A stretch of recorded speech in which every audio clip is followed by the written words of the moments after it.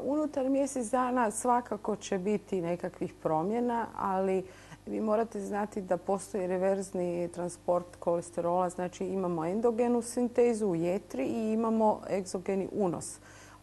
Vanjska komponenta doprinjeće znači nekakvoj promjeni, ali taj balans egzogeno-endogeno je uvijek u jednoj ravnoteži. Kada mi smanjeno unosimo, imamo povećanu sintezu za tjelesne potrebe.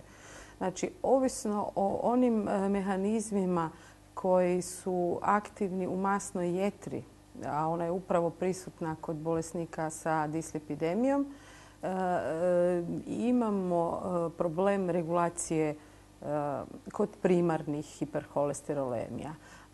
Kod sekundarnih u sklopu hipotireoze, nefrotskog sindroma, bolesti jetre, tada to ovisi o drugim bolestima, odnosno reguliranosti te osnovne bolesti, ali svakako da nije potrebno za pregled liječnika dizajnirati lipidogram. Treba u cijelosti živjeti zdravo i hraniti se svakodnevno zdravo. Znači, ja to svojim pacijentima naglašavam da nije nužno u kratkom periodu zbog pregleda biti dobro reguliran i principijelan u dijeti, već da svakodnevno treba unositi nekoliko badema, nekoliko oraha, žličicu maslinovog ulja, treba se kretati i tada taj učinak jedne pogreške u prehrani i nije značajan.